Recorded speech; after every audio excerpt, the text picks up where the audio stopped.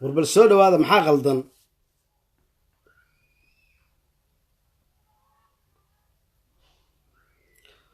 soo wada qorteen qadka ina ka xun dabcan waa ka baxnay dib baa ugu soo noqonay innaga xaggeega qadku waa ka caadi sidaan noo aragno idinka xaggiinana waxaa leedihiin qadku ina ka xun yahay soo dhawaada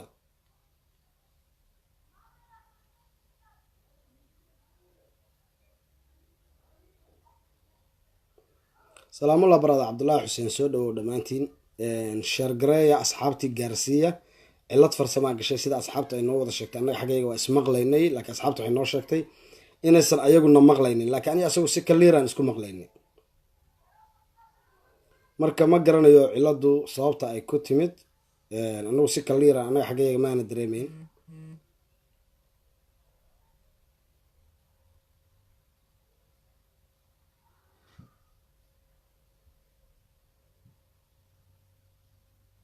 shiina hadda waa caadi soo maha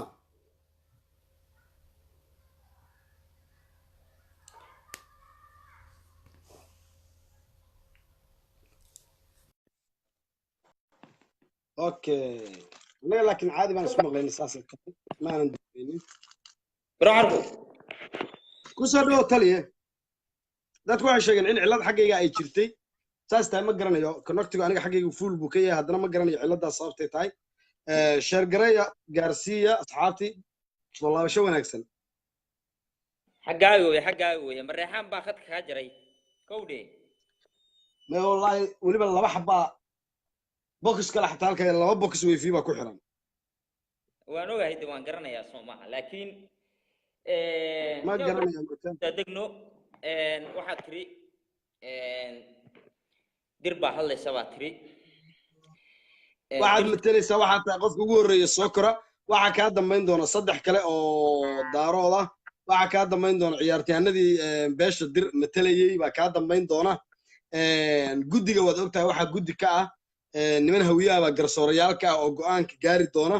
oo niman macquula oo social media mataqaanaa macquulka oo dhexdhexaad ka ah fursadda aad haysatid maadaama ay beesha daaroodna ay kugu kalsoon tahay inaad ka faa'iidaysatid baa muhiima fursadda aad haysatid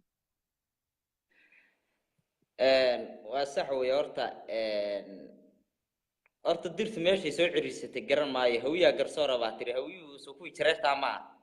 kowdhe haye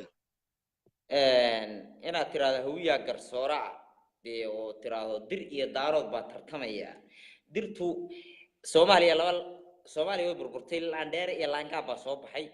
dirta aniga waxaan u aqoonsan sawir bay habeen way hadda habeen waqti idhigeyso sax maanta yaa deegaan la yaa maamul 2018 ma ka hadlayna ma fahanti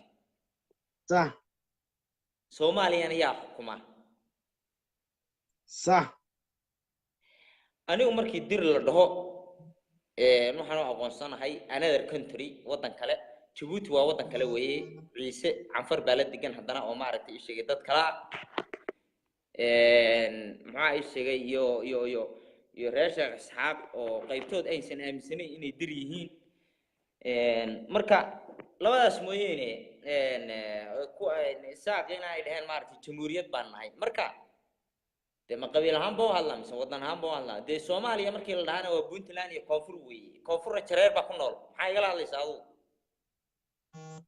dooda aniga adiga nagama dhaxayso meegaaga adaa leh laandheernimada daarood adigu aad sheegatay daarood aad ka soo jeedo waxaa lagaa rabaa dir way kaaga dambayn doontaa meega inaad dhahdo anu saasaan ahay laandheeraan ahay halkaasaan ahay ninka noocaasaan ahay dirna waa dadka noocaasa iyo noocaasa iyo noocaasa ayaguna sidoo kale inay waxay laandheernimadooda iyo waxay sheeganayaan deegaankooda iyo dhulkooda iyo taariikhdooda bay noo sheegayaan adigu waxaad laangaab ku tahayna ayagaa noo sheegayo ay leeyihin waxaasu laangaab ku yahay ma garat ninka Soomaaliya madaxweynaha Soomaaliya maanta ka laangaaba miyaysa dadku maxay haayeen bajare dadku maxay haayeen gumba gundashay ninka maanta president of Soomaaliya waa mareexaan waa reer diini waa dirta ka badan ba kow waxyaabo qodobada aan kuu qoro waxaa tahay adigu madaxweynaha waxaad sheeganaysaa inaad tahay madaxweynaha maanta kow madaxweynaha dalkaan hay dhageyso fiican dhageyso kow anigu waan sheegay Somaliland waa reer Sheekh isxaaq baa degan hargeysa degan yihiin hargeysa ku kooban yihiin iyo berbera waxay dhayn jamhuuriyad baana waa garta badankoodna inay dir yihiin iskuma waafaqsana ay dhegeyso fiican ay dhegeyso aniga dir anigu lama hadli jirin waan yasaa waa beelaha aanu dooda weeye waa garta laakiin anigu madaxweynaha soomaaliya aan ahay shalay adigu dad jiraba kama aaminsan inay yihiin oo dad ay yastaba u aaminsan tahay anigu waan u doodaa anigu dirta waan u doodaa anaa u doodaa hay'ad baan leeyahay horjooga sakifaan taliya bakti kurse hayuuma rayd la yiraahdo cadaaladda iyo sinaanta soomaaliya dirtaana u dooda waan ka hadlaa dowladda soomaaliya maanta xilka haysa madaxweyne daarood baa ka bal daaroodnimo fiiri xataa ma jeerteenimo kula hadli maayo daaroodnimo haddaan kula hadlana la arki maayo ma fahanta waa garta waayo halkan filla soomaaliya mareexaan baa ay fadhiya reer diini weliba mareexaan oo dhan ha isku darin hataa mareexaanku waa niman la dheerayaalo wey waxa reer diini baa filla soomaaliya jooga maamulka awoodda ugu awoodda badan soomaaliyana puntland aniga weeye ma fahanta waa garta dirta aniga ila hadlaysa maxay tahay dirta hawiyaan baa anu bajiqiyo jareere wax koonfur ku nool waa jareer halka reeshka saaq baa degan oo maaragtay ii sheegay hargeysa degan okay reesha isxaaqaas mooye wax kale oo dira maba jiraan baa leedahay inta kale waaba jareer waa reesha isxaaqaas hargeysa somaliland bas wax kale ma jiraan koonfur maxaa iga jira koonfur hawiya iga jira hawiyaan oo qanaan koonfur iyo jareer hawiya jareer baa degan waa jareer kulli waa jareere maxaa anu dirteen aanu aqaan anu hargeysa aanu garanaya anu iyo wadan kale Djibouti wadan kale 500 kun baa ku nool oo canfar iyo isku jirta ciise anu ma garanayo dir kale de okay ayaga somaliland bas u ogashahay koonfur waxba ugama ogol hawiye jareer baa u ogashahay adiga imisa ku qornaa marka adigu imisa sheeganaysaa daarood ahaan aniga markaan dood u soo noqdo aniga madaxweynaha Soomaaliya aniga weeye madaxweynaha Puntland waa aniga fiirday madaxweynaha Jubbaland waa aniga fiirday Soomaaliya ka hadlaya fiirday حتى رئيس إسحاق بانو أقولها أو شيكتي وطن كله يدقيسوا هذا بروح عرفوا سيفعلوا شرشر كا ولا لانجاب كا فيري رياضة شرشر كا لانجاب إنه جبيت إسكودرينا أنا كأنا لما استعمال كرو ما فهمت واقعت وطن كلامه أقول صناعي أنا وطن كلامه أقول صناعي سؤال ما أنت أنا حدي لا أقول صو عالم كلا أقول صو وطن كلوية حدي كلامنا مركين قربها جونا waxa weey waa Soomaaliya weey hadii aan gudaha joogno Soomaaliya gudaha joogno waa jamhuuriyadda Soomaaliland weey runta fiican waqti marka adigu waxa leedahay dirta lagu sheegayo reer Sheekh Isxaaq oo Soomaaliland daga oo hadii la aqoonsadana dawlad kale Soomaaliya ka madax banaan noqonayo mooyee koonfurna jareer iyo waxa iga jira iyo hawiye dir wax la yiraahdaba ma aaminsanin mana garanaysidba waa dad ma taqaana bila xuquuqdoodan adaa u doodaba أنا أودودا حقوق أنا أودودا ور هرجيسة نمر شيخ إسحاق بدكن قيب توت بأسكو خلاف سن إنه دريهين إنه يهين ما عرفت إيش شيء ربنا هاشميهين بأسكو خلاف سنيهين درتين هذا أرمي دوالا لك شيء أرمي بختي قعنطع هيلم كحران تانا عنا أو قريسة ما فهمتي صح marka dir kale ma jirto Soomaaliya dir degan aan de macna deegan fiiri deeganka waa loo degan yahay laakiin dad ku hoos nool fiiri caloosha dad ku hoos nool marka imisa adiga imisa leedahay marka maxaa leedahay dir waa imisa ka tahay percentage-keedu waa imisa Soomaaliya ka tahay dir marka cadaalad ka hadlo waan u doodaa beesha dir aad baan ugu doodaa xuquuqdooda maxaa ugu doodaa maxaa se ugu doodaa macnaha mid dulmayn xaqiiqda markaan ka hadlo markii dir ay maaragtay waqooyi joogto waxa weeye waa maamul weeye buuxa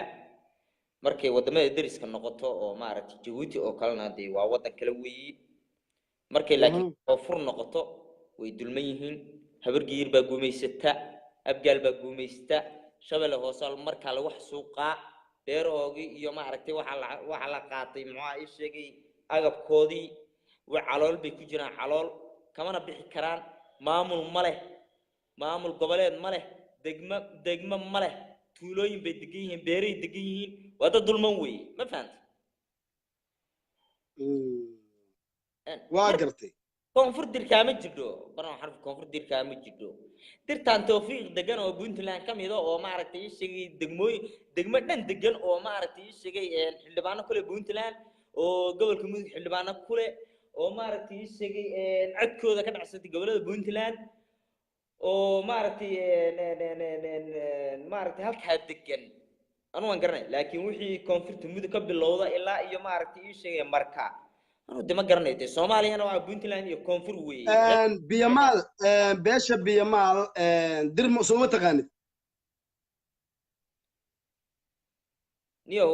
biyamaalka sirdoonka waxay soo gudbiyeen inay jareer tahay waan qoray jareer ma garat ma ka saara jareer baan ku qoray بيمال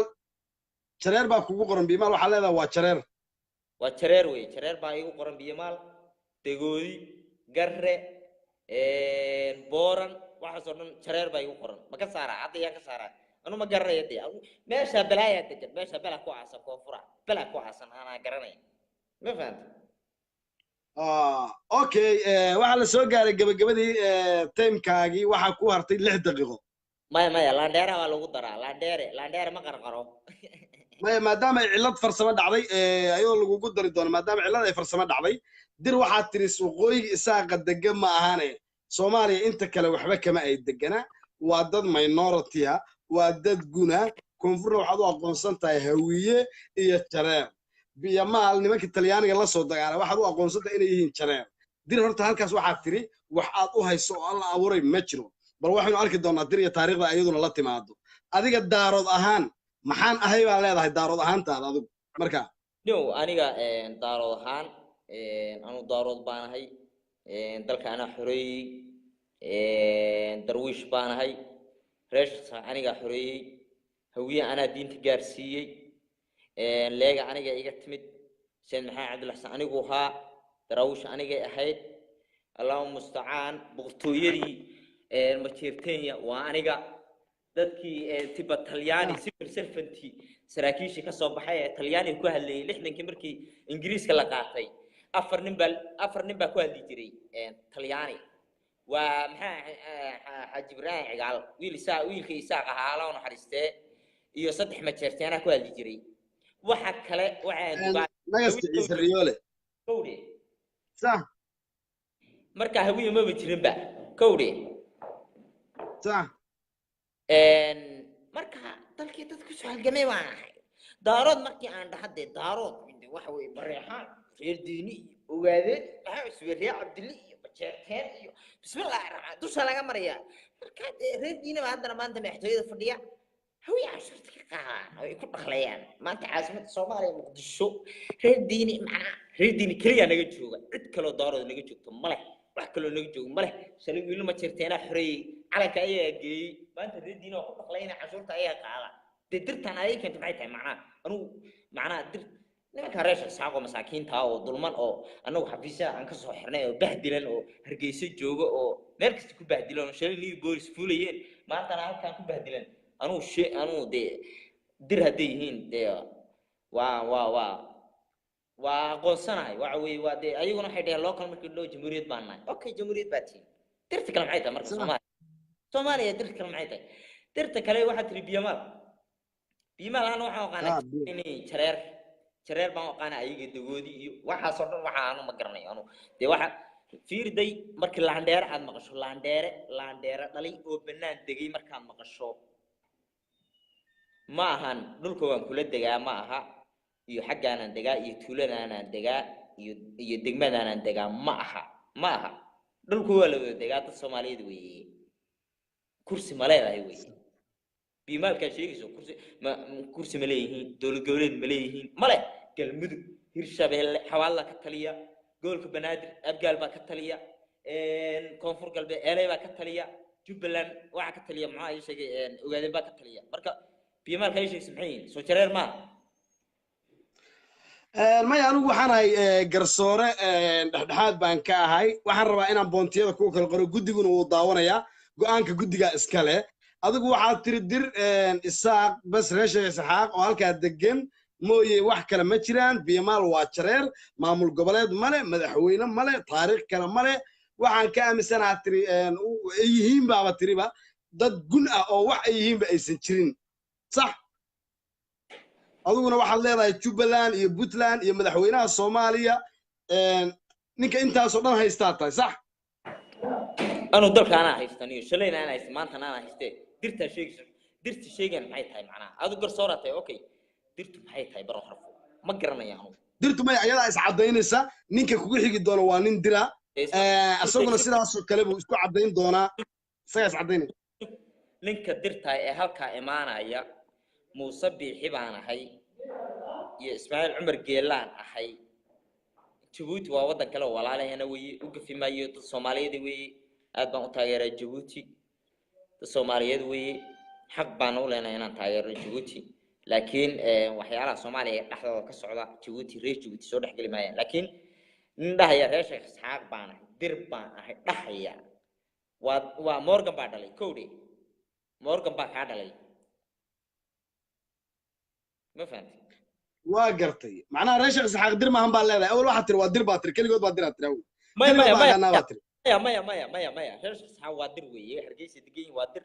maamul bay sheegteen waa niman halka degan weeye u gafi maay reer Sheekh Isxaaq waxa weeye niman talo weeye niman waxa weeye aan darsinahay weeye niman waxa weeye sheegay waqooyi degan weeye beel Soomaaliyeed weeye u gafi maayaanu waxa weeye xushmad iyo karaami iga mudan yihiin waxa weeye dir weeye halkaas degan yihiin waqooyi bay degan yihiin waa dadka ayaga Soomaali ugu fiican ba maamul bay sameysteen nidaam iyo kala dambeyn iyo amni sameysteen one man one food baa lagu yimaadaa halkaasi degan yihiin macnaha qofka hadduu dhaho Somaliland baan ahay isaaq baan ahay halka waa soo fuuli karaa laakiin qof dhaaya dir baan ahay oo koonfur baan deganahay ogaanayaan deganahay baq de waxaas waa calool ku neeyaa calool de halka Muuse Biixi warlord maanta halkaan u saaran yahay macnaha oo garxajis gumeeyay halka kaliya caare maanta waxa ku soo dhaweeyay gobolada Puntland qarna agteedan salikasi ma fahanti okay taliya timekii uu ka dhamaaday waxa soo qabanaya oo siinaya soo gabagabay kadaawi intii ugu dambeysay aad dir dhiilahayd soo gabagabay si aan qofka dirta kaaga dambaysiyo afar xubnood saddex xubnood oo daarooda ka dambayn doonta haddii ma taqaanaa xubnaha kale ee daaroodka haddii ay bulshadu soo qorto against inaad adigu mar labaad aad daarood matashid waad matali kartaa mar labaad inaad matashid saddex xubnood oo kale daaroodku way leeyihiin afar iyo afar baa la kala afar iyo afar ma dhaafi doonto ugu dambayntii maxaa leedahay ugu dambayn waxaan leeyahay taliya bakti qurunsada weeye afayeenka ciidanka difaaca Puntland afayeenka ciidanka dhiig booliska kaara mardhan jooga caawa waa arkaysaan balaaya igu xeeran face maalka kaga jira ciidamada xabashida ma aragtay waa hadal noo socda waxaan leeyahay beesha daarood anaa mas'uulka horta daaroodnimada anaa qora anaa dadka saara baran xarfow ma fahanti waxaan leeyahay beesha dir waxa weeye deegaanka Soomaaliya waa la wada degan yahay haddana waa la kala dheereysan yahay dadku isla deegaan tuuli iyo guri iyo deris waa la wada noqon karaa laakiin isku dhareynta joojiya jarjar baatiin isku dhareyn waxa la qof ka dheer anu waan dheerahay qof idii kara ana ka dheer taliya iyo ana ka gacan jirto qof isku dhareyn kara ma leh nima jarteen oo laan dheeraa Maxamed Suleymaan oo ma jarteen maxaa Umar waan ahay anu ma fahanti واقف irtaan dir de koonfur aan inta digama jiro koonfur waxay ugu jira hawiye jareeri eelay bay jirtaa wax kale igama jiro maxaa soo haray reer Sheekh Isxaaq Hargeysa jooga waa inta kaliya weeye daarood kalena waxaan leeyahay daarood waa arkaysaan isbedelada geeska Afrika socda suul baan ka idinku hooyadeenba waa arkaysaan jarjar baa soo baxay qabiilahan anu yaryara iyo jarjar iyo inu gubeed isku dhirin bay wadaan idinku ka laandheeraysan oo ka sareeya ilaahay idinka sareeyay maxaa ay sheegay bari marka dhimataanna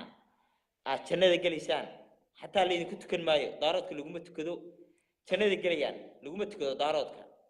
janaaso ma leh waa loo duceeyay jannada galayaan ma fahanti daaroodka waxaan kula tartaaramayaa inay midnimada taliya waxay ku dhacday live-ka intuu socdo waa fiirin kartaa waxay ku dhacday 20 daqiiqo ay kaaga dhacdo ama santahay taliya bakti qurunsada afayeenka ciidanka difaaca Puntland ahna afayeenka ciidanka dhiig booliska jiidaha hore kaara mardha iyo gobolka Sool aad baan salaamaya aad iyo aad baan kuu salaamayaa taliye wuxuu ahaa kaasi jooga sakifan oo matalayay beesha daarood oo dhulka la dhacay beelweynta direed bal waxaynu eegi doonaa jawaab ciise baan arkayay iyo ninka la yidhahdo xinif dhammaan waan arkayay dir gacanta soo taagta waxaan arki doonaa ciyaaryahanka asagana matali doono beesha direed iyo jawaabta uu ka bixiyo horjooga sakifan wuxuu sheegtay inuu yahay nin daarooda oo laandheeraa in maamul goboleedyo uu leeyahay 3 madaxweyne uu leeyahay inuu mataqaanaa dirna ka aaminsan yahay inay yihiin dad jareera oo aan meelna aana degin koonfurna uu yaqaano hawiye inay degaan halkaasi wuxuu ahaa hadaladii horjooga sakifan bal waxaynu eegi doonaa jawaabta ay ka bixiyaan dhalinyarada matalaysa beesha direed ilaa hadda ima muuqdo ciise oo markii hore ka mid ah xubnaha matalaya beesha direed ima muuqdo hadda waxaan kaloo ii muuqanaynin xinif talow dirma laga badiyey meeye bal gacanta soo taaga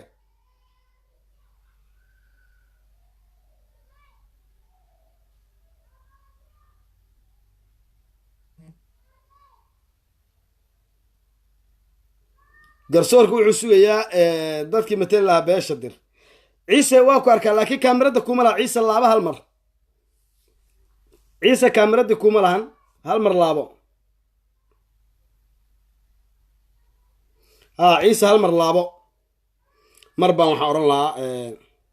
ciise maya kaamiradii kuma lahan waan ku hayaa ma haysa waa si fiican waa ku hayaa laakiin inta kale way leedahay adiga keligaa kaamirada bay kaa maqan tahay marka hal mar gada intaa laabatid isku soo noqo intaa leef ka baxdid dib ugu soo noqo si ay kugu soo yeelato mar baan waxaa mooday in la waayey dhalinyaradii matalaysa beesha dir oo ciyaartu ay ku dhammaan doonto forfight ay qaadi doonaan maya ciise ma lahan waa qoraalkaaga waan arkaa laakiin ma lahan kaamiradiibu se ciise kuu lahayn adiga inta kale dadka wuu u wada leeyahay kaamirada adiga kuuma u lahan dabcan in asaga gadaal uga laabatid waan ku arkaa ciise waad joogtaa laakiin kaamirad aan kaa soo qabto kuma u lahan marka laabo si aan kugu soo qabto kaamirada uu kugu yeesho dib uga laabo ka bax ku soo noqo haddii update uu kaaga baahan yahayna update ku samee bahalka maanta uu kaa bahalkeesmay dib u laabo weli ciise yes haddeeraan hayaa ciise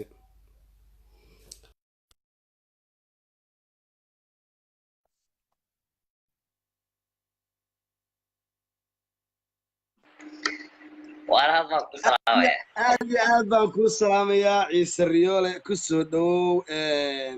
waxaa kaa horreeyey nin la yidhahdo horjooga sakifan oo matalayay beesha daarood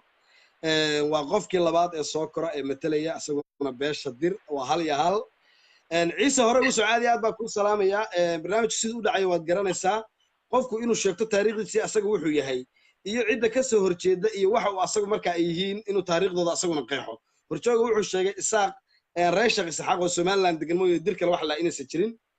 beesha biyomaalna wuxuu ku sheegay inay yihiin jareer bal arrinkaasi waxaad ka leedahay iyo waxaad hore ugu soco aad baan u qoslay horta aadna waan u salaamayaa taliya waan salaamayaa dood waxaad soo bandhigtay reerka si wacan baad u matish waayo wixii ay ahaayeen baad sheegtay oo waxa weeye inaad keliya kusoo koostay oo tidhi madaxweynaha Soomaaliya anagu wax weeye leenahay maanta waa iska ogaayeen dadku anigu waxaan kuu sheegayaa 3 qaybood baan taariikhda Soomaalida kugu kala qaadaya taariikhda Soomaalidu leedahay waxa weeyaan intii gumaystu inoo yimi iyo intii ka horreysay iyo intii ka dambeysay haddaba saddexdaba maxaanu kala ahayn inaan ku malaa isagu maanta u dhashay wuxuu yidhi maanta dee madaxweynahaanu leenahay intaa bes buu yidhi maanta madaxweynahaanu leenahayo wuxuu sheegtay madaxweynaha Puntland madaxweynaha Soomaaliya madaxweynaha Jubbaland inuu yahay nin laandheeraa dirna xuquuqdooda ayaga u doodaba deegaanada barasaabada gobolada horta barasaabada gobolada la soo magacaabayo anigu gudoomiyaha gobolka Togdheer iyo gudoomiyaha gobolka Waqooyi Galbeed waxaan tirinayaa marka barasaabadiisa ku qabsan maayo laakiin waxaan kuugu noqonayaa taariikhda waxaan kaaga soo bilaabayaa gumaystihii ka hor dadku maxay ahaayeen waa kow gumaystihii ka hor waxaynu ahayn bulshooyin Soomaaliyeed oo isdhinac yaalla oo beela u kala yaalla taariikhna waynu lahayn waxa la isugu faani jiray dagaal dhul gabay waxyaabo noocaas taariikhda waan ku kala baxnay oo ku murmi mayno taariikhda bariga hore waan soo baranayo isaga laftigiisa inuu xuso uu ka xishooday wuxuu yiri malaha waxa weeye hadaad sheegto ceeba ka raacaysa marka inuu xusin aad baan ugu mahadinaya waxa weeye ana xusaya isagoo aad ka xishooday waxa jirtay de waxa weeyaan taariikhda aanu hayno isaguna uu hayo kuwa iga dambeeyana ay qiri doonaan ninkii la oran jiray Qamaan Bulxam ninkii la oran jiray Qamaan Bulxam baa lagu yiri gabayo wuxuu yiri Qamaan Bulxan wuxuu yiri cala dhuux baan leeyahay wuxuu yiri doqonkii ogaadeen ha dawlad laga qaad wariya waa taariikhda bariga moogta waxaan bariga waxa la isugu faani jiray waxa qabiil iyo dagaal labada mid bay marka iyaga laftigoodii baa makhraati ah isku furay inaanay dagaal waxba ku lahayn bariga taariikhda marka hore deereerkaas wuxuu ka sheeganayo ma garanaya anigu aan ka ahayn gambacad baan xidhnahay garangarnaagoode hada bare gambacad ayaan xidhnahay garangarnaagoode nimankii wuxuu yaa yiri marka nin gabayaaye baa iyo iyaga xusi doona iyagu hadaan magaciisa ka xishoonin iyaga xusi doona bal iyaga ka codsanayna inay magaciisa xusaan haday ka xishoonayaan anana xusi mayno haday iyagu ka xishoonayaan anagana xusayne waxa weeye nin gabayaaye buu ahaa ninkii wuxuu leeyna waa la garanaya marka in adeero taariikhda dagaalka ee hore taasay ahayd waa kow taariikhdii gumaystuu yimid dalka ayaa timi Soomaalidu laba qaybood ama saddex qaybood ba gumaystuu waxa weeye uu kala qaybiyay meel bareer ba kula dagaalamayay cid hada bal u fiirso markii waxa weeye Somaliland la joogo ama dhulka waqooyiga waxa weeyaan nimankii daraawiishta la oran jiray ayaa ku dagaalamay markay daraawiishta ku dagaalameen sayidku wuxuu ka soo degay berbera annaga asaasnay waxa daraawiish la yiraahdo markaanu asaasnay ninkaas oo martiya oo reerka ayaanu xilka u dhiibnay 7 nin baa daraawiishtu ahayd oo gurigooda sare 7 nin bay ahaayeen 7 nin sayidka ka ahaa waxa weeyaan reerka uu sheeganaya inuu sayidka ayaa ka ahaa ku-xigeen waxa uu ahaa xaajistoodi taliye ciidan waxa uu ahaa xaajistoodi markaa isaguna nin wuxuu ahaa waxa weeyaan qoladan anigu sheeganaya waxa weeyaan taliyaha ciidanka waxa uu ahaa ninkii uu sayidku u calaacalayay lahaa arkiibaysidina shiciriyo inamadaadi markuu ka goostay isagana waa la garanayaa aduu amaro 7 nin bay ahaayeeno sayidka ka ahaa waxa weeyaan reerka uu sheeganayo weeye taasina wax deer lagu faani karo nin aan anigu meesha saaray oo markii dambe anigu aan riday balade nin aan anigu meesha saaray markii dambe anigu aan riday wax lagu faani karo ma dhinaca koonfurta tagay inaan ku faanayo leeyahay koonfur anigu cid bal dhinaca koonfurta wax la dagaalamay gumaystaha oo boqortooyo lahaa oo waxa weeye jiray oo la garanayo waxa la garanayaa boqortooyadii Biyamaal gumaystaha la dagaalami jirtay ama Talyaaniga waxa weeyaan aakhirkii ugu dambeysana xornimada iyadu sababta u ahayd sababtii loo qaatay xornimada u ahayd sababtii xornimada ugu ahayd dadku malaha qaar badan oo aan garanayn baa jiray nin ayaa waxa dilay nin baa wuxuu dilay nin ada u fiirso nin Talyaani buu dilay nin Biyamaal baa dilay nin Talyaani kibir buu ku dilay markaa waa nimankii meesha joogay kibir markuu ku dilay baa leeyahay ninkii Talyaaniga ahaa la soo qabto ninkii waxa weeye Biyamaal la soo qabto waa la raadiyay cid soo qabatay la waa hada ma garanaysaa markii dambe shuruud lagu la galay in maxmiyad la siiyo xornimada la siiyo wixii ay u baahan yihiin la saxayo adeeg la saxayo wixii ay u baahan yihiin cid la gorgortamaysa waxa ay boqortooyadii ururadan iyo waxaan ku sheegayana waxa weeye waxa jiray 3 urur oo waxa weeyaan soo dagaalamay oo mid waliba uu magaranaysaa taariikhda qayb ku lahaa hal urur ay hogaaminayeen lama hayo tolo ururka hogaaminaya waa kii urur hawiye hogaaminayay nimanka hawiye waxa weeyaan habargidir waliba waa la garanayaa urur siyaasi ah waa iyagu urur ay lahaayeen anigu garan maayo haddii isagu hadduu odhanayo urur baanu lahayn hal urur hadduu odhanayo kaasaanu lahayn bal isagaa soo sheegaya hebel baa beri madaxweyne noqday heblaayaa madaxweyne noqotay tan baa cayn dee waxaas inaad taariikh noqon mayso ninkan doodiisa waxaa ka mid ahaa ciisow in aysan dir lahayn hal maamul goboleed asaguna uu leeyahay puntland iyo jubbaland iyo soomaaliya ay maanta kursiga ku fadhiyaan maxaa ayada ka tiri dir maxay leedahay baa marka adigu leedahay oo asaga wuxuu sheegtay u babac dhigaysaa kuwiis waxaa ku tilmaamtay inay yihiin barasaabo gobollo sida gobolka gabiley gobolka awdal maroodi jeex waxaa tiri waa guddoomiyaasha gobolladayda ma tirinayaa tiri anigu waxa uu tiriyey marka maxaa adigu ka duwan oo aan leedahay anigu waa leeya waxa weeyaan anigu dawladaan kuu tirinaya dawlada isagoo maamula iyo gobollo tiriyey anigu gobollada heerkooda saraan uga kacaya sare adeeg gobollada heerkooda saraan uga kacaya bal soomaaliya inoo qaybi may maqlaysaa sax bal soomaaliya inoo qaybi soomaaliyada aad joogto soomaaliyada uu joogto inoo qaybi soomaaliya waa dawlad la yidhi waa federaalka ay tahay qolo waliba qolada uu sheeganaya waxay leedahay 61 xildhibaan adoo fiirso waxaan u malaynayaa kool baa kusoo galay aan maanay federaalka uu sheeganayo soomaaliya qolo waliba waxay leedahay qolo waliba waxay leedahay 61 xildhibaan waanu ka simannahay haddaba soomaaliya waa federaalku sheeganayo marka maamul goboleedyada iyo waxaa loo dhaadhaco dee anigu maamul goboleed sheegan maayo waxaan sheeganayaa dawladu haddaba inaade marka nin darajadaa taagan iyo nin gobol ile gobol heblaayo gobolka kale hebel gobol heblaayo dee waxa weeye laba caqli oo la isu dhigi kara maaha laba caqli oo la isu dhigi kara ciise waxaan rabnaa inaad dawladaha aad si mataqaanaa kuwiisa gobollo weeye aad tiri wuxuu sheegtay dawladaha sheeganaya amaad tiri dawladaha inaad qeexdidna waan rabnaa si aan u niraahno dawladahaasuu ciise sheegtay oo dir dawladahaanay sheegatay كوران أدان كورا هذا يمكن قبل كعرتا وحوي أنا قال له قبل كعلي صبيح أنا قال له قبل ك وحوي محي هاي جبوتي أما تنقل أنا قال له وورير هذا بريء هذا إنا وحوي ترين يسوق الله عبد ولا على الجاس وتنقل وأنا قبل هذا ما يردوا دخوص وشيء وين دولة اللي هذا وحوي جبوتي هالكايدك أنا أسكله هذا بريء go دولة الصومال لأنه وابن وقال إنه قريب للي لكن مكعر ومرتب فيه ما قرأ والله دولة بان لا والله ما قال سومالنا وكو أقلا ريش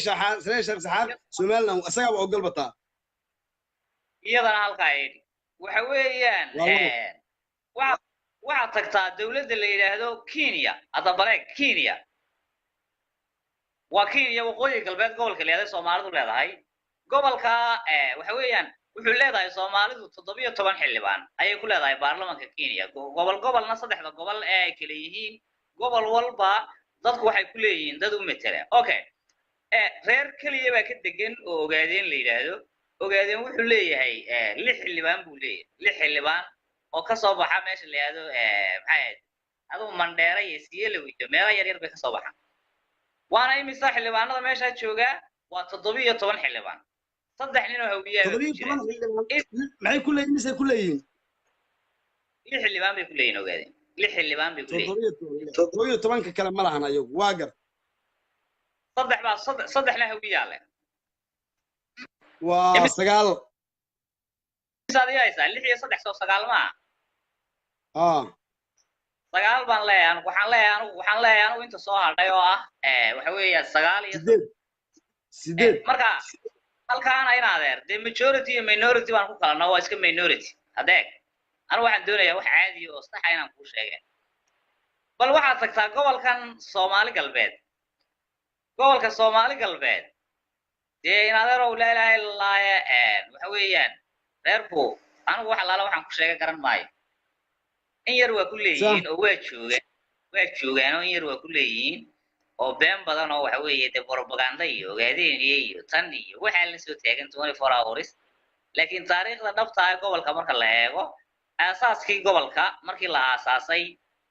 beelaha Soomaaliyeed ee shiray waxay ku shireen inay sameystaan xildhibaano beela lagu qaybiyo adeeg marka laba beelood ma wax qaybsaday beesha kalena way joogtay laakiin adigu xildhibaano saabo badan ma lahayn 121 xildhibaan baa lagu aasaasay boqol iyo koob iyo labaatan xildhibaan ayaa lagu aasaasay boqol iyo koob iyo labaatanka anigu waxaan lahaa 360 waa garta 360 baan lahaa isaguna wuxuu lahaa 350 maxaa soo hadhay inta soo hadhay waxaa lahaa reer hawiya oo karileleedo degan meesha haddaba bal waayahay ninkani meesha uu majority-ga ku yahay bal federaalkii Soomaaliyana waana u simanaa eeg federaalkii Soomaaliya waana u simanaa oo waxaanu leenahay 61 xildhibaan iyo 61 xildhibaan haddaba meesha uu majority-ga ku yahay waa maxay madaxweynahan leeyahayna dee anigu 10 madaxweynahan leeyahay dad mid madaxweyne adigu hal aad leedahay oo farmaajo madaxweyne yahay dee Ismaaciil waayo haddaba loo fiirso oo waxa weeyaan Muuse waayo oo waxaad adigu tirinaysay ahay marka madaxweynahan leeyahay inuu anigu garan maayo reerka taariikh ay u noqonayso marka waxaad leedahay adigu waxaad sheegatay inaad dawladda leedahay taliya saki horjooga oo matalaya beesha daarood wuxuu sheegtay Puntland iyo Jubbaland waxaad tiri Puntland iyo Jubbaland waxay u dhigmaan awdal iyo gabiley waa gobollo waxaad ii sheegatay inaad tiri madaxweynayaal ma waa maayaro waxaan rabaa inaan dadka doodiisa u dhacday aan gaarsiiyo adigu waxaad sheegatay inaad leedahay dawlado wuxuu sheegtay inuu madaxweynaha maanta dalka uu yahay horjooga sakifaan oo matalaya beesha daarood waxaan sheegtay in adigu madaxweynayaal leedahay Ismaaciil Cumar Geelle iyo madaxweynayaal kale ay adiguna ku matalaan halka waxay maraysaa daarood maamuladii uu sheegtay waxaad ka dhigtay inay yihiin maamul goboleedyo meesha asaga uu ka dhigay inaad Soomaaliland kaliya aad degan tahay inta kale laakiin aad jarjar iyo jareer ka tahay gabagabadii maxaad ku soo gabagabaynaysaa waxay maraysaa 36 waxaad leehaysataa 4 daqiiqo min 20 waxaan yara qiimeynayaa dadka tusaya bal faashilka inankii reerka u doodayay inaan waxba sheegin horta reerka uu ceebeeyay baan leeyahay marka koowaad reerku waxay yiraahdaan waa nala dhalayo inan baan dhashay bay yiraahdaan hadda ma garanaysaa marka reerkii ay oran jireen wayna dhaleena maanta wuxuu yiri jareer baan waqaanay bal isaga waxaan weydiinaynaa iyaga kuwa ka dambeeya war ma jareer baa idin dhashay horta waa su'aal cid haydin dhashay ma jareer baa balada ka soo jawaabo ina asliyadiinu tiin waxaan jirin oo aad been loo sheegaysteen oo aad lahaydeen waana la dhalaydan ay been tahay iyo inaad waxa weeye xabaasha xaga kale u rogtaan dee laba isgelaya ma waa marka labaad inaan ku doodiisu waxay ahayd gebigeeduba waxa weeyaan anigoo taliyihii ciidamada bahalka taliyihii kan kale ah subxaanaka yaa cadiim reerkiina wuxuu kusoo koobay hal madaxweyne marka waxaan leeyahay intaad dib isugu noqotaan taariikhdan aan idinka sheekaynayo cid idin garanaysa adeeg taariikhdan aan idinka sheekaynayo cid idin garanayso oo idin qeexdo oo tiraahdo wallahi sidaas ay ahayd gabayadii idin akhrido oo idin tiraahdo wallahi kuwaas saas ay ahaayeen inaan ku gabay inooma sheegin taariikh Soomaaliyeed inooma sheegin waxaan u malaynayaa inaan 2000 something kii dhashay baad soo qabatay oo gabigiisuba arkay farmaajo wax kale ma arag farmaajo wakaa farmaajo dabadeetana dadkii iyo taariikhdoodii iyo wixii wuxuu ku soo koobay farmaajo gaas oo gudoomiye gobola Axmed Madoobe hoosna gudoomiye gobola marka aqliyada noocaas anigu waxaan leeyahay anaa waxaa la idinka siiyay taariikhdeeduna waa taan idin sheegay bal hadda wax u dhigma kulli heli maysaane bal wax soo baadhbaadho oo hal laba qodob uu iga soo jawaaba labada qodob aad iga jawaabaysaan waxa weeye taariikhdii hore ee dagaalka iyo gabayga weligiin libin ma hesheen oo gabay aad libin ku hesheen ma noo sheegaysaa weligiin ma ii soo sheegaysaa haddaad ii soo sheegtaan waa gabayga waa guulaysateen anaa idin qiray waa labo ninkii yidhi waxa weeye gabadh baan ahay oo gan baan xidhnahay magaciisii soo sheega ee idinka iyo sababtu uu yidhi haddii anigu aan kaga yeersiiyey waxa weeyaan waa halkeeda oo dee ma garanaysaa idinka ahaa dadka inoo garnaqaya kuwa jooga meesha joogay haddii aad heshaan mid anigoo heerka gaaray haddaad heshaan waa idinkaan idin la mid ahay dumarka waxay yiraahdaan markay dumarka la hadlayaan wallahi hablaayadaan la mid ahay bay yiraahdaan marka waxaan leeyahay idinkaan idin la mid ahay haddii aad soo heshaan mid noocaas taasina waa qodob kale oo iyagaan xujo uga dhigaya dadka maqlaya kunka qof ee maqlayaana bal way dhageysan doonaan su'aalaha waxay kaga jawaabaan taariikhda waxaa timi ururada adeeg taariikhda ururada siyaasiga anigu waxaan lahaa 3 urur oo Soomaaliland ka jiray mid ciisow afartankii way ku dhacday waad soo gabagabaysay waxba ururada ugu sii fogaanay si ay sateemka uga sii dhumin waa falanqayn doonaa guddigii way daawanayaan labadii dhanba aad iyo aad baa kuu salaamaya sharciga ilaalinaynaa afartankii bay ku dhacday aad iyo aad baa kuu salaamaya ciise waxay maraysaa meel xasaasiya waxay hadda hal iyo hal waxaa soo galay gaalinta waxaa furay horjooga sakifaan oo matalaya beelweynta ku xigsaday oo matalaya beelweynta direed ciise riyole wariyaha caanka ee ciise horjooga sakifaan wuxuu ku sheegtay inuu yahay laandheere daarooda oo dhulka intaa la eg degan oo puntland iyo galmudug iyo haddii alla puntland iyo jubbaland iyo dowladda soomaaliyaba asagoo iskale dirna u yaqaana reer yar oo reer sheekh isaxaaqa oo mataqaanaa keliya ee somaliland degan koonfurna wuxuu ku sheegay inta ka jirtaba dirta koonfureedba hawiye inuu yaqaana halkaas uusa dir ku ogen ay yihiin jarjar iyo jareer haddaba ciisa ka dambeeyey ciisana wuxuu sheegay in waxa uu sheegtay ay maamul goboleedyo yihiin wax ka jiraana aysan jirin barasaab gobol kalu ka soo qaaday puntland iyo jubbaland sida awdal iyo bahalkii halka aan uga sii soconno meeshaas faaladii daqiiqad baan ku cunay waxaa xiga xubintii matali lahayd beesha daarood talantaali baynu ka dhigi doonaa ugaas shiine cabdi deeq baynu soo qabanaynaa oo matalaya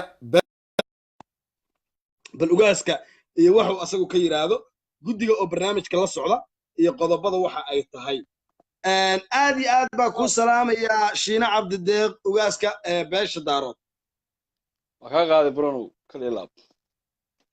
ku soo dhawow barnaamijka adoo matalaya beeshaada daarood qeexaya waxa ay tahay dhulka aad leedahay baaxaddaada teetalkaaga iyo taariikhdaada sidoo kale beesha kaa soo horjeeda ee direed waxa iyadu ay leedahay iyo waxa ay tahay bal hore ugu soco waa ku soconayaa muxuu ahay horta waa ku salaamayaa adiga daadiyaha barnaamijkaa tahay waxaan daawanayey yarkii iga horreeyey haddeerta baan daawanayey magaciisa anigu ma garanayo wuxuu akrinayey ciise riyoole anu qabiil baa u aqaanaaye waxa weeye qabiil nugaal degaan u aqaanaa ciise riyoole muxuu ahaayey hadalladiisa waxba aan kuma fahmin wax aan ka fahmin ma jirto sidii wuxuu u hadlayey hadalladiisu dee nuxuus bay ahaayeen hadalkiisu caadi uma soo baxaynin marka qof balaaqala ma ahayn oo taariikh u sheegayna ma garanayo sidii horjoogo oo kale oo waxa weeye caadi waxba umuusa dhigay dir waxay tahay ma usa sheegin su-aalo badan ba horjooga weydiinayuu ku weydiinaya markuu kula hadlayey dir waxay tahay ha sheego meesha waxyaalahaasoo dhan buu ku weydiiyey wuxuu ka jawaabayna ma jirto anugu marka hadalladan dhihi lahaa baan hore uga soconaya waxaa leeyahay horta dir iyo daarood horta laba qabiil oo waxa weye intii laisbarbar dhigo la tartansiin kara ma aha oo leef waxa weeye looga sheegi kara ma aha laba qabiil oo isku teetala oo isku darajo ah muxuu ahaaye meel wada geli karana ma aha daarood wuxuu galo iyo wuxuu gudo labadaba waa la garanayaa si fiican dir waa qabiilo yaryar oo waxa weeye ajuuraan iyo qabiilo garre iyo qabiilo yaryar qabiiladaas waxa weeye xuquuq ma lahan xuquuq lagu sheego magacyadooda ma lahan laakiin dirta uu sheeganayo isagu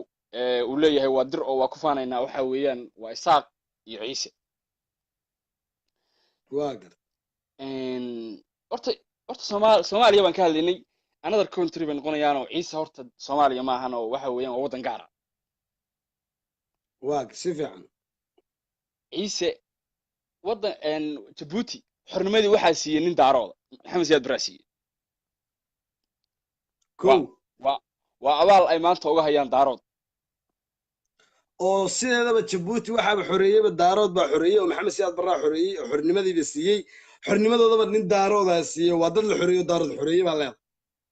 waa dad daarood xoreeyey abaalkaasna waa inay u hayaan oo waxa weeye ay dhahaan ilaahayow odaygii daarood ahaa iyo carruurtiisiiba ilaahayow barakee adduun iyo aakhiraba inay dhahaan baa waajibka ah qof kasta oo ciise ah oo dunida ku nool sax faransiis baa gumaysanayey dad madow ah baa gumaysanayey oo waxa weeyaan qashina in siyaad barre oo waddanka haysta oo hawiyana addoona ay u ahaayeen oo ay u shaqaynayeen baa ilaahay waxa weeye ummadda soomaaliyeed ilaahay usoo diray hawiyana wuu ku shaqaysanayay waxay u ahaayeen addoommo isaga u raran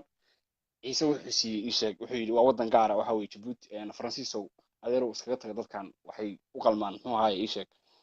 in iyagu isku taliyaan dee waa kuna heerkaasay marayaanoo waxa weeye doorasho one vote one man baa ka dhacda horumarkaasay gaadheen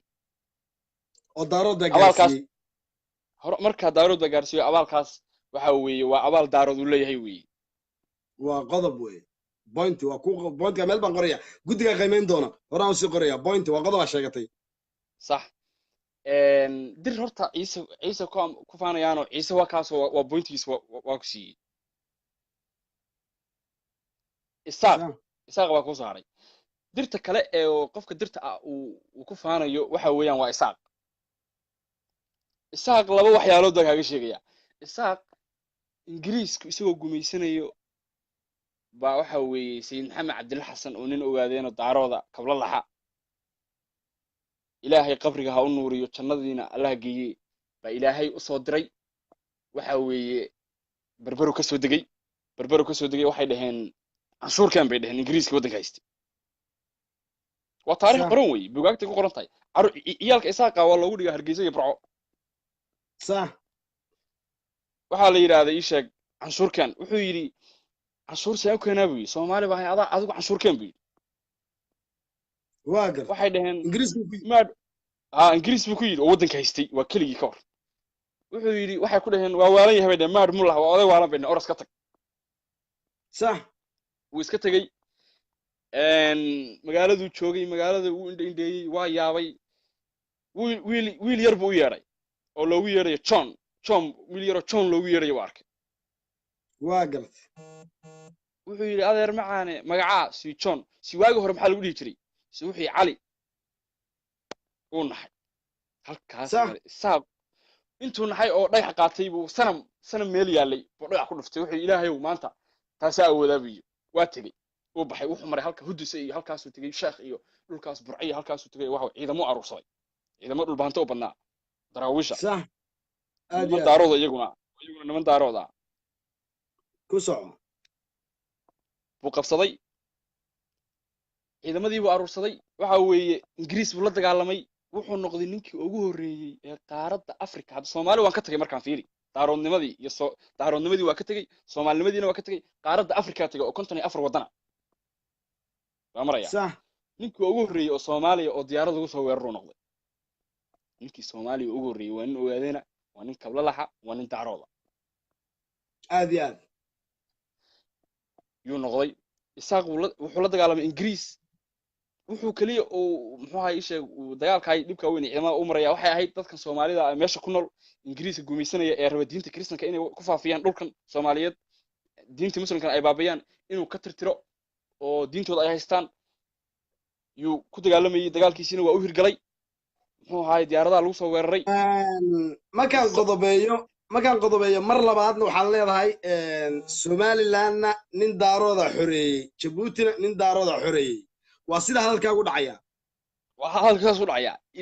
nin daarooda ilaahay u soo diray ingiriisuu ka kiciyey muslimiin taa xoreyn keliya ma aha wuxuu waxa weeye uu u noqday sabab inaysan gaalo noqon oo ay muslim noqdaan buu sabab u noqday sayid maxamed cabdilla xasan ilaahay ha u naxariistee somaliland iyo jabuuti labada dowladeed ee dareedba waxaa tiri labadaba laba ninoo daarooda xoreysay oo xornimada siisay hore ugu sii soco labadaa markii laga soo gudbo dir maxaa kale u ogashahay dir waa labadaa qabiilo kale ma jiraan waa qabiilo yar yar oo waxa weeyaan qolyo social media soomaaliya markii la yiraahdo somaliland jabuuti laga soo xagga soomaaliya waxaad uga ogashahay ama aad leedahay waxaasay leeyihin waxaana ma lahan ama waa majority ama waa minority ma jirtaa dir wax ay leedahay oo waxa weeye dowladda soomaaliya ay ku leedahay ma jirto waxa weeye koonfur waxaa degan qabiilo jareer ah waxa weeyaan oo qabiilda hadda qabiil ahaan loo sheegayo oo taariikh la sheegana leh ma ahan waxay iska fashaan beeraha iska fashaan waa biyamaal oo kale weeye biyamaal oo kale waxa weeye taariikh male waa dad iska addoona waxa weeye beeraha iska fashaan dadkaasu siyaasadna ma oga adduun meel u socdona ma garanayaan beerahooda iska fashaan habar gidir bay la dagaalamaan oo waxa weeye waxay rabaan marka inay ka ceshadaan dirta kale ee soomaaliya deganna waa biyamaal keliya dirta laftirkeedu isma ogola oo waxa weeyaan biyamaalka halkaa degana jareerka ee beertiisa fasha muxuu ahay ninka isaaqay ku nool hargeysa ma ogolaanayo walaalaan nahay dee dirta laftirkooda iyaga laba dhexdooda qodob baan laba isjeclayn qodob saddex qodob markaan kuu kala qiimeeyo doodaadii somaliland in nin daarooda xoreeyey sida aad ku sheegatay guddigaa kolley dee ama sax ama qalad saari doona oo adiga doodsaa ku sheegatay wax jabuutina saxa sidoo weeye kale maxaa maya khalada wax guddigaa saxa weeye go-aanka maya adiga waa kuu qoraya guddigaa go-aanka gaaraya jabuuti waxaa tiri waxaa xoreeyey maxamed siyaad barre oo dowlad ka dhiga madax bannaan somalilandna sayid maxamed cabdillah xasan sidoo kale dirta koonfureed waxaa tiri waa jareer iyo jarjar iyo waxaan jirin saddexdaaba midda adiga ku sheegtay laakiin ninkii meesha ka degay waxaa jirta su'aal iyo gabay buu markii wuxuu lahaa gabaygaa ninkii yidhi qolada dambe ee timaadee daaroodka ha iga jawaabaan gabaygii uu lahaa qolada daaroodka ee soo fuusha meesha ha iga jawaabaan maxaa ka leedahay anigu ma daawanayn gabaygaas iyo wuxuu sheegay muxuu ahaay in yar oo hadallo uu lahaa intii u dambaysay baan soo gaaray uu lahaa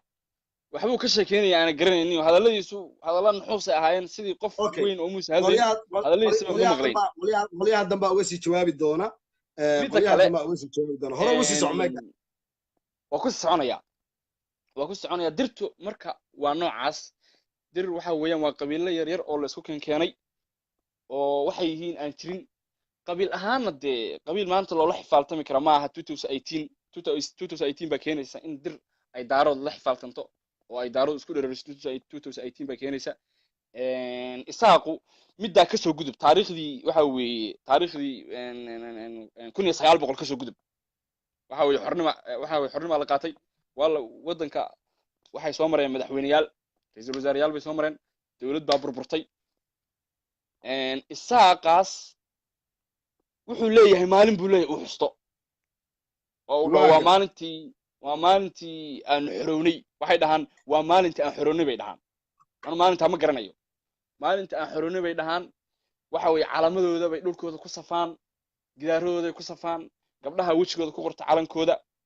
maalintaas waa maalintii ay ka xoroobeen 18 May bay leeyihiin waqooyi 18 May ee waqooyi maalintaas waa maalintii ay ka xoroobeen daarood waa maalintii waxa weeye uu iska ay muxuu ninkii daaroodka ahay meesha ka talinayay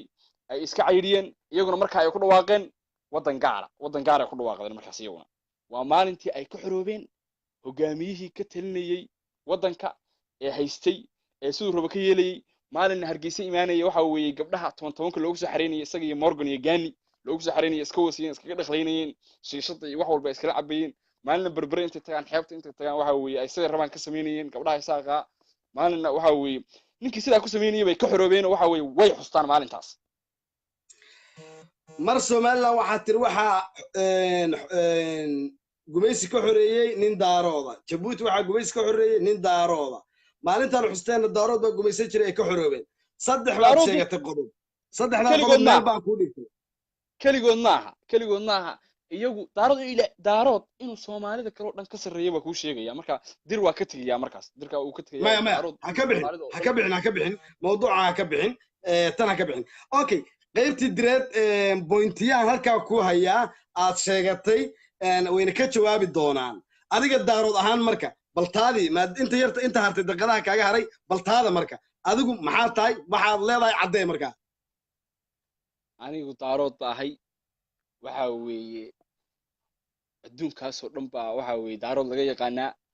qofka Soomaaliga ah markuu Soomaali baan ahay uu dhaho ama qof cadaan uu ku dhaho ama qof madow uu ku dhaho qofka madowga marka maskaxiisa waxa ku soo dhacaysa ma daarood baa tahay waxa ku soo dhacaysa daaroodku halkaas buu Soomaali ka marayaa taariikh Soomaali leedahay oo uusan daarood oo aan daarood ahayn ma jirto daarood waxa weeye madaxweynihii ugu talada dheeraa Soomaaliya daarood waxa 21 buu ka talinayay Soomaaliya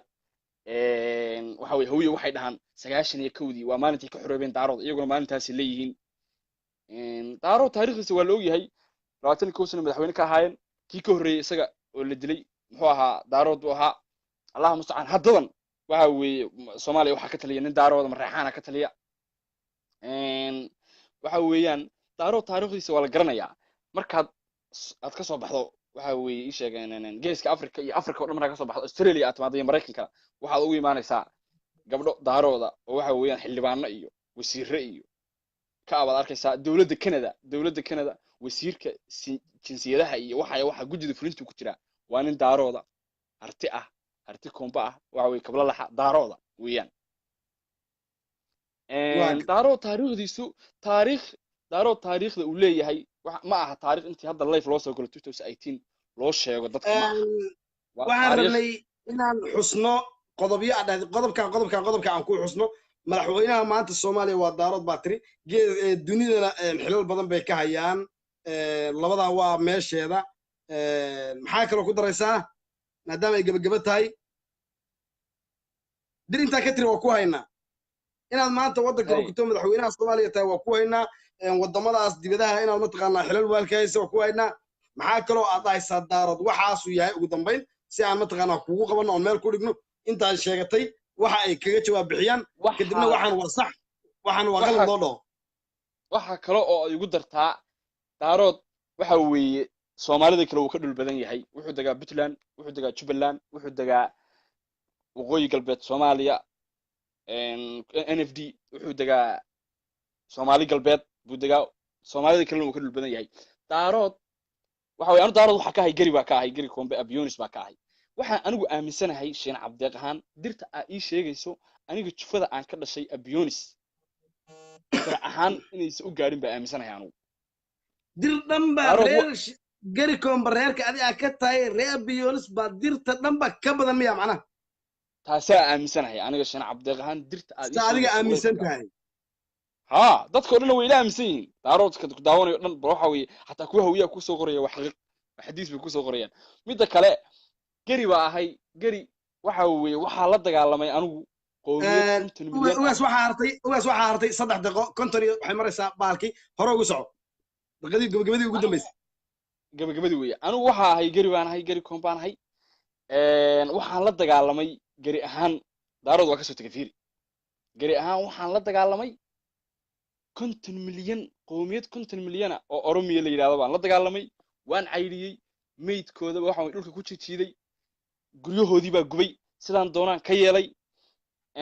taariikhdana daarood baa iska leh waxa weeyaan qabiil daarood kamid ah oo gari la yiraahdo baa wuxuu la dagaalamay qowmiyad 50 milyan oo Soomaali oo dhan ka badan buu la dagaalamay wuuna cayriyay waxa weeye meydkoodana sidoo doon ka yeelay waxa weeye guryahoodina uu gubay waa ogtaa aduguba annaga live soo galnay waxa fiidiyoyan ka haynaa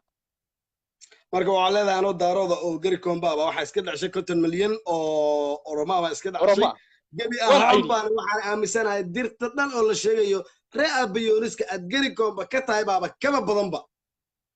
dirta lagu sheegayo abiyoonis baa ka badan dir xuquuq ma lahan heer waxa weeye daarood ay la kaftanto ama lala barbar dhigana maysa gaarin waxaan leeyahay daarood wuxuu leeyahay waxaas oo dhan ka soo tag xilal dhul waxa weeye Oromo uu la dagaalamay iska ceyriyay isagoo keligii ah gari ah waxa ka soo tag daarood wuxuu leeyahay waxyaalo kale oo waxa weeye dunida kala caanka ah buu leeyahay daarood waxa laga helayaa khaniis baa laga helayaa kristan baa laga helayaa waxaan laga helayaa ma jiro bal dir marka laga helo 10 dhila ah iyo 10 khaniisiina oo rag ah hoftada laga waso iyo waxa weeye oo isku bedelay naago iyo niman diinta ka baxay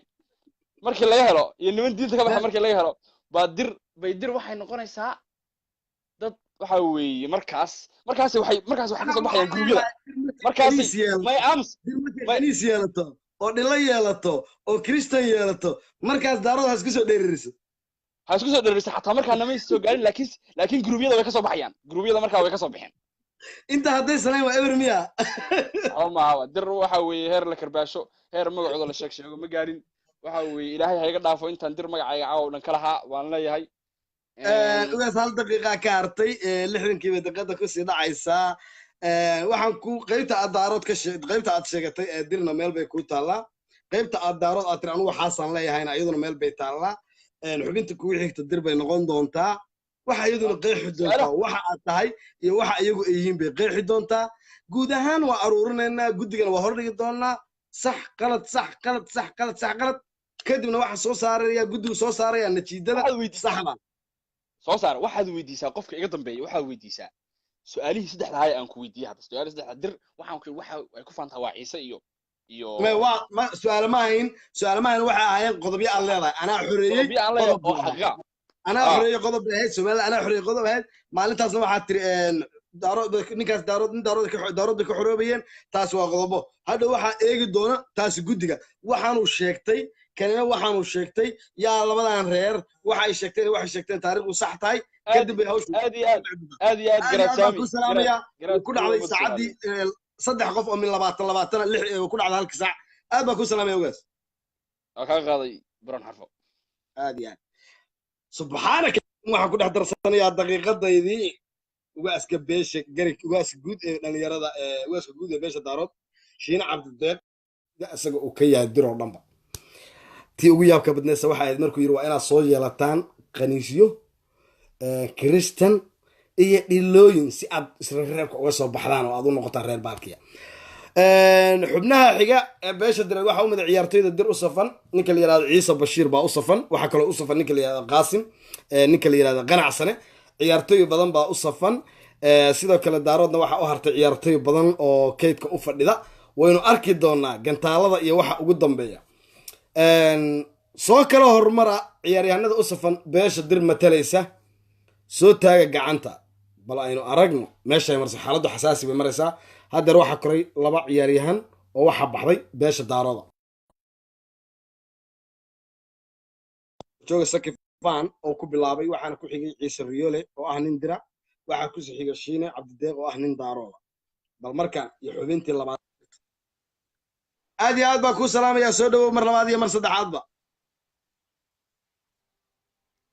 waa dhawahay mudane brown aad baan u salaamayaa dhammaan dadka daawanaya iyo dadka igu horreeyaba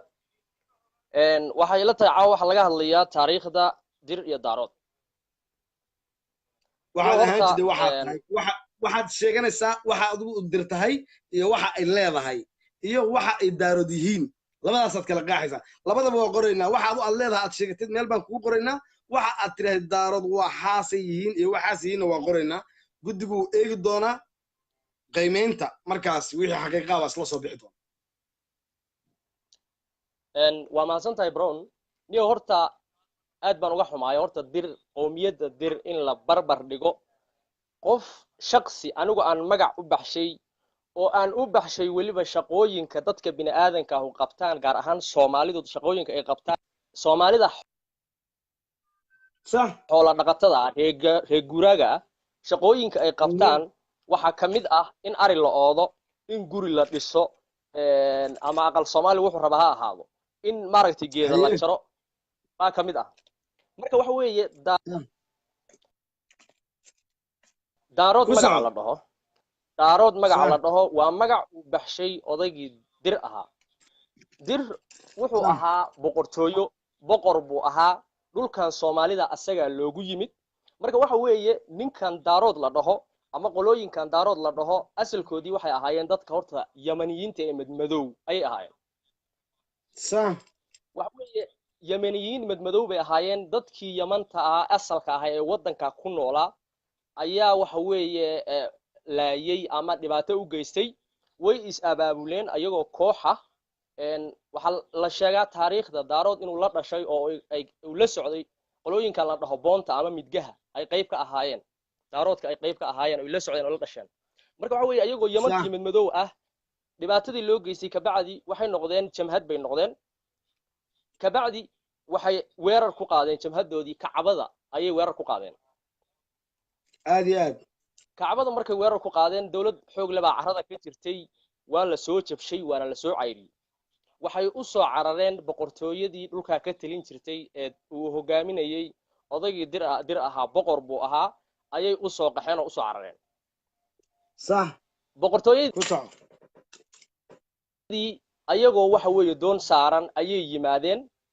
waxa weeye geeday fuuleen geedihii ayagoo saaran ayaa waxa u yimid boqorkii direed baa u yimid oo dhulkaa ka talinaya dhulka carrada haystay ayaa u yimid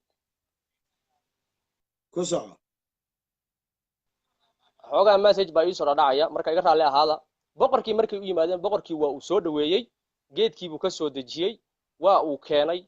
dhulkuu soo dejiyey waxa weeye dee ninku nin boqor u ahaa nin waxa weeye aagiisa iyo ama qasrigiisa loo dhowaan kara ma ahayn waxaa loo dhiibay oo la yidhi waxaad la shaqaysaa doombiro oo ariga u raaci jirtaan la shaqee halo